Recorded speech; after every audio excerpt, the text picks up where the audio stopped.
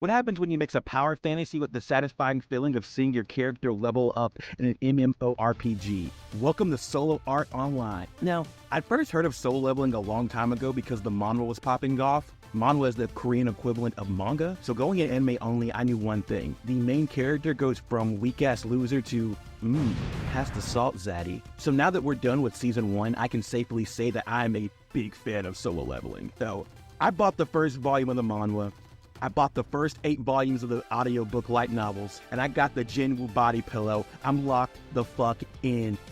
We learned around 10 years ago, portals began opening up in the human world. Humans also awakened powers when that happened. And these people with special powers are known as, and they range from S rank, which is the strongest, to E rank, which is the lowest. And hunters contract themselves out so they can close these gates and loot the dungeons. The story centers around Jinwoo Song, and Jinwoo Song is known as the weakest hunter in the world because he's an E rank, but he's the lowest E rank. He sucks. He's the worst. This is all managed by the Hunter Association, by the way. You really feel bad for Jinwoo, and he's always on the verge of dying.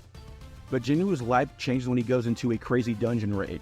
And after they defeat the mythical beast, a giant gate appears. So even though this is unauthorized by the Hunter Association, the hunters in the gate, including Jinwoo, they decide to take a vote. And they vote to go in. Nothing can go wrong though, right? The group then gets trapped and they have to figure their way out of a death game with these giant statues. So after a bloody test of wits with the ancient statues, most of the hunters get slaughtered. One thing I really did enjoy was the show did make you understand how dangerous the world is. The hunters go into an empty dungeon, only to realize the giant monuments are after them, and it really does set in right at the very end of episode 1 how much trouble they're in. Things can become very cruel in this hunter world, and your life can be turned upside down depending on one bad decision. The trials that the hunters go through in the second dungeon are not just against the god statues, but are against human nature as well, which is really cool to see. The theme persists throughout the season, hunters and human nature, and how what happens in the dungeon stays in the dungeon. We also get to see how resourceful Jinwoo is as a hunter. He's been weak for so long that it's given him the ability to read the room and look for open spots. Eventually, though, things do take a turn for the worse, and after losing his leg, Jinwoo does end up sacrificing himself to let the remaining hunters go. And the statues really make sure Jinwoo dies. They just go after this hacking my man. Before he takes his last breath, a mysterious system appears, and it looks like a game user interface. And the next thing we see is that he's in the hospital and he also has his missing leg repaired. So in episode 3, we learn that the system gamifies Jinwoo's life and has saved him from dying. And on top of that, he is giving daily missions to complete or he gets a penalty. He has stats, inventory, and even an inbox, just like your standard MMORPG. Now, anytime he defeats enemies, he gets instant results and puts it into boosting his stats. And this is where things start to get really interesting in the show. I watched week to week, and the first episode, while really, really good, didn't really have much going on, and nothing really happened to the very end. And it was a really good setup, but it barely even scratches what the show has to offer. Episode 4 lands Jinwoo on his first real boss fight with the Blue Venom Casca. By now, Jinwoo is finally understanding how the system works and is completing his daily missions and dungeon raiding. We know Jinwoo is going to win, but that doesn't matter. In fact, the show plays on dramatic irony of you watching, knowing that he will come out on top, but it makes you interested seeing how it happens. You want to see Jinwoo succeed. Boss fights feel like boss fights, and that is very important. When he fights the Casca, you keep your eyes glued to the screen. What keeps you watching is the fact that the danger still feels palpable. Even though he levels up, it's nice to see a character have earned their power. A lot of power fantasies are boring as hell because the main character is powerful for no reason and just happens to be the chosen one. It doesn't feel earned and is very cheap in my opinion. Even though we know Jinwoo is going to be an overpowered super chat, it is made apparent from the start that he would have to bleed to get there. One thing I have to absolutely point out is the animation quality. It is gorgeous. The fights are breathtaking as well. Backed up by an amazing soundtrack from legendary composer Hiroyuki Sawano, who also did the Attack on Titan soundtrack. It's not very hard to get hype. And of course, we have the haters comment. It's just shiny in action. It's carried by the animation. And my response to that would be, who gives a damn? Just because there are shows that go by a generic formula doesn't make them bad, especially if they do what they do well. Soul leveling isn't supposed to be some highbrow intelligence fantasy. It's a simple concept with a good mystery element, and I think it sets out what it does to do well. Did you ever consider that sometimes people want to just turn off their brain and watch some crazy-ass cool battles? There are a lot of twists and turns between episode 5 to 10. The episodes are really good, but they can sometimes be a bit repetitive. Jinwoo finds an ally in Yujin Ho after they essentially are left to die by some shady hunter in a dungeon raid, and it seems like they're eventually going to form a guild in the show, so we'll see how that follows up in season 2. This is also a really good set of episodes because we start to see that Jinwoo will start to become colder as he gets stronger, as in how he learns how cruel the hunting world can be.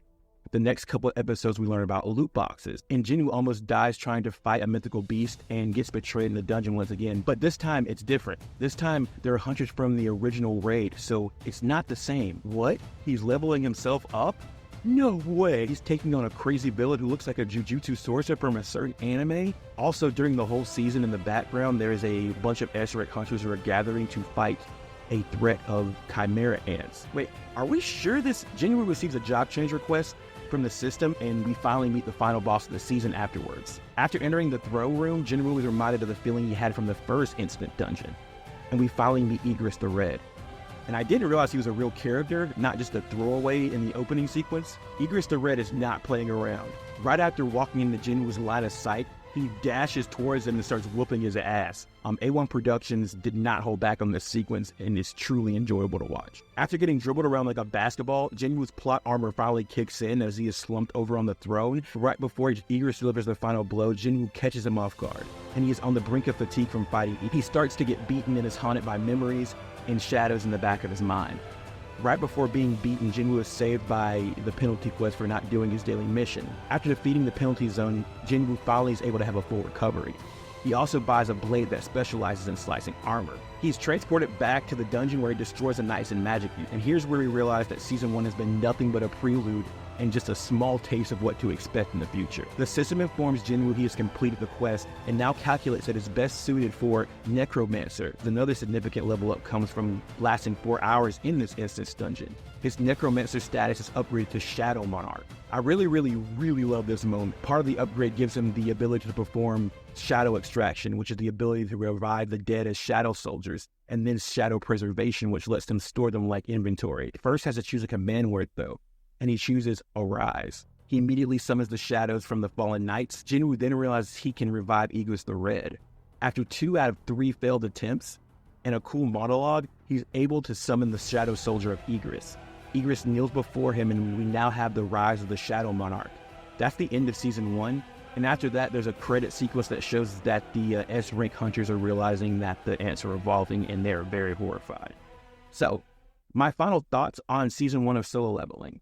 I thought that show was amazing, but it did have a few hangups, and let's start with what I did love. So what I thought worked was that the story was simple and easy to follow. The main character actually has to earn their powers, which I really like to see. The animation is top tier. Such good animation. The soundtrack is also peak. And every boss battle feels like a boss battle. Now, what didn't work? Lack of character building. I didn't end up feeling like I grew close to any character by the end of season 1. Sometimes the formula also would get a little too predictable and repetitive, but that's fine. And it feels like we just touched the surface of the world. And I also feel like Jinwoo is just a little too serious of a character, and sometimes that does blunt the impact of the wins. So in the end, I definitely recommend watching Solo Level. None of the cons will keep me from recommending it or being excited for season 2. Definitely going to be checking season 2 out.